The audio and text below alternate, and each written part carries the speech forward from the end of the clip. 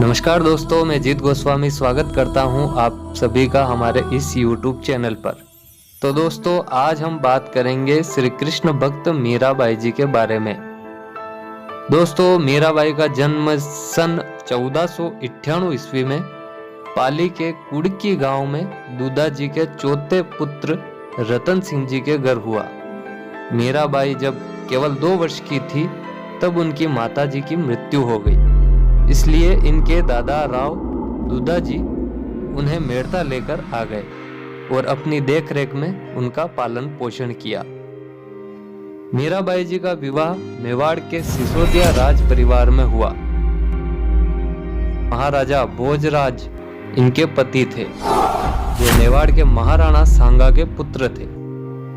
विवाह के कुछ समय बाद ही उनके पति का देहांत हो गया।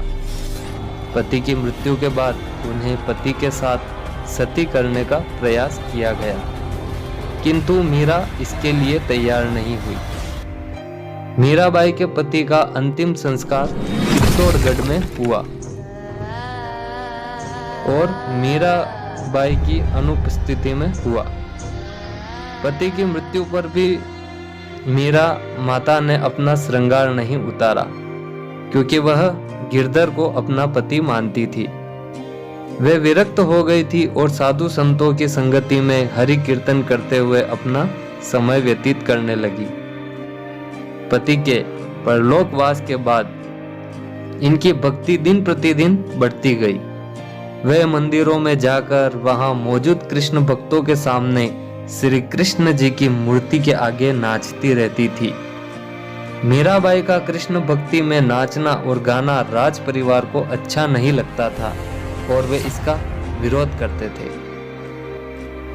बचपन से ही कृष्ण भक्त। मीराबाई का मन बचपन से ही कृष्ण भक्ति में रम गया था। मीराबाई के बाल मन से ही कृष्ण की छवि बसी थी, इसलिए बचपन से लेकर मृत्यु तक उन्होंने कृष्ण को ही अपना सब कुछ माना।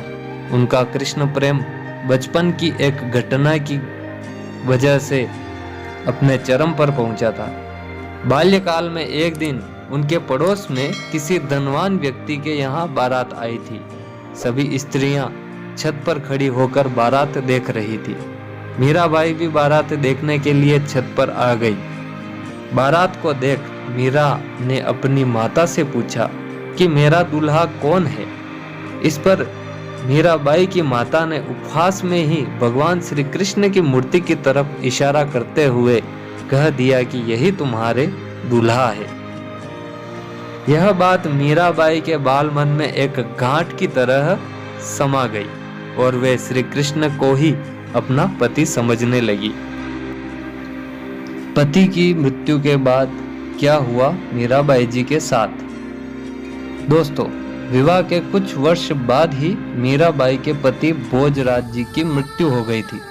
पति की मौत के बाद मीरा को भी भोजराज जी के साथ सती करने का प्रयास किया गया, लेकिन वे इसके लिए तैयार नहीं हुई। इसके बाद मीरा वृंदावन और फिर द्वारका चली गई, जहां जाकर मीरा ने कृष्ण भक्ति की ओर जोगन बनकर साधु संतों के साथ रहने लगी। श्री कृष्ण में समाकर हुआ मीराबाई जी का अंत। दोस्तों, कहते हैं कि जीवन भर मीराबाई भक्ति करने के कारण उनकी मृत्यु भी श्री कृष्ण की भक्ति करते हुए ही हुई। मान्यताओं के अनुसार वर्ष 1547 में द्वारका में वो कृष्ण भक्ति करते करते ही श्री कृष्ण की मूर्ति में समा गई थी। मान्यता, वृंदावन की गोपी थी मीरा। दोस्तों, ऐसी मान्यता है कि मीराबाई पूर्व जन्म में वृंदावन की एक गोपी थी और उन दिनों वह राधा की सहेली थी। वे मन ही मन भगवान श्री कृष्ण से प्रेम करती थी। गोप से विवाह होने के बाद भी उनका लगाव श्री कृष्ण के प्रति कम न हुआ था और कृष्ण से मिलने की तड़प में ही उन्होंने प्राण त्याग दिए। बाद में उसी गोपी ने मीरा के रूप में जन्म लिया।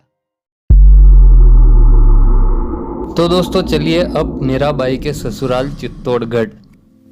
दोस्तों, जैसा कि आप जानते हैं कि मीराबाई का विवाह उस समय मेवाड़ की राजधानी चित्तौड़गढ़ में हुआ। दोस्तों, मीरा मंदिर चित्तौड़गढ़ किले के परिसर में स्थित मीराबाई को समर्पित मंदिर है, जो कुंभा स्वामी राधा कृष्ण मीरा मंदिर के नाम से भी जाना जाता है।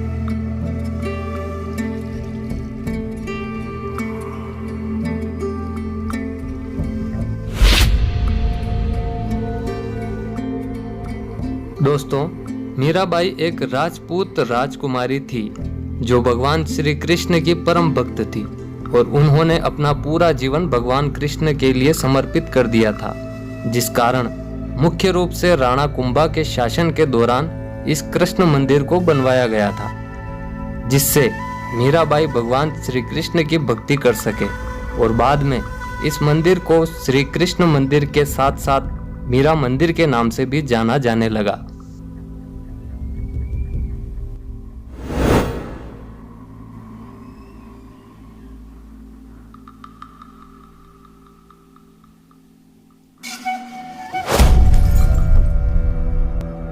मीरा मंदिर का निर्माण इंडो आर्यन शैली के अनुसार बनाया गया है। यह हिंदुओं के लिए सांस्कृतिक विरासत होने के साथ साथ भारत में कला का एक अद्भुत कार्य माना जाता है। मंदिर के केंद्र में भगवान कृष्ण की एक सुंदर मूर्ति स्थापित है और मंदिर के प्रवेश द्वार पर एक सिर के साथ 5 निकायों की शानदार नक्काशी है।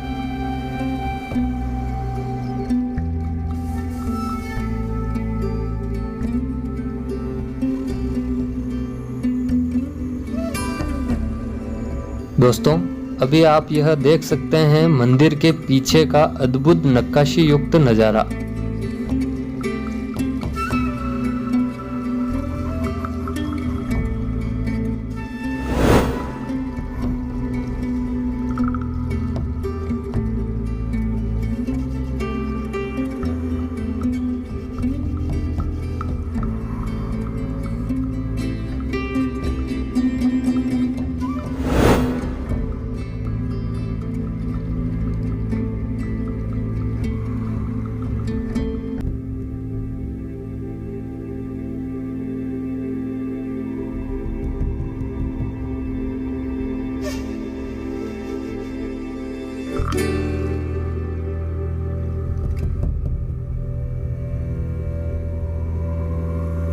दोस्तों, श्री कृष्ण मंदिर के बिल्कुल समीप ही दक्षिणी भाग में स्थित है यह मीरा मंदिर।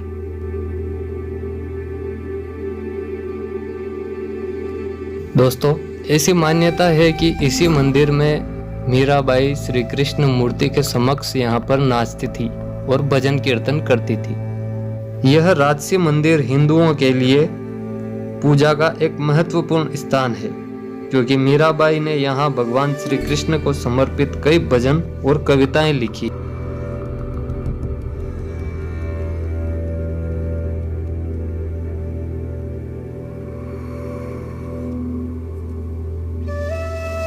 जब भी कोई पूजा करने के लिए इस मंदिर में प्रवेश करता है तो यहाँ अद्भुत शांति और खुशी का एहसास करता है।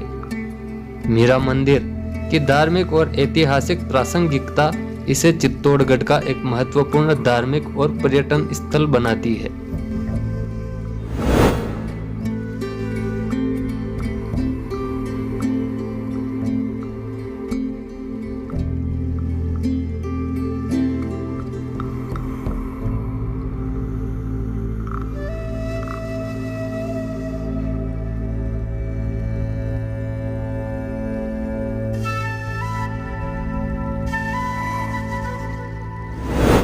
दोस्तों, राणा कुंभा के शासनकाल के दौरान निर्मित एक अद्भुत शानदार स्थल है जहां मीराबाई ने भगवान कृष्ण के एक भक्त के रूप में रहने के लिए अपनी शाही जीवन शैली को त्याग दिया था, जिसके बाद में वह एक कवित्री और संत के रूप में भी जानी जाने लगी। दोस्तों, दुर्ग पर स्थित कालिका माता जी का मंदिर, विजय स्तंभ, गोमुख कुंड और भी पर्यटक स्थल मीरा मंदिर के बिल्कुल समीप ही स्थित हैं। उन्हें भी आप देख सकते हैं।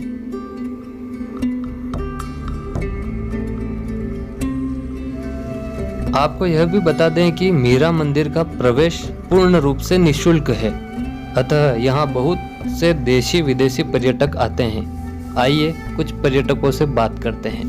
कहाँ से आए हैं आप? भिलवाड़ा से आया। अच्छा, कैसा लगा आपको? बहुत अच्छा लगा, बहुत बढ़िया कारीगरी है, बहुत बढ़िया अच्छा लगा, बहुत पुराना मंदिर है। कहाँ से आए हैं आप? मैं जयपुर से आया हूँ। अच्छा, आपको ये मंदिर कैसा लगा? मीरा मंदिर के बारे में बताइए।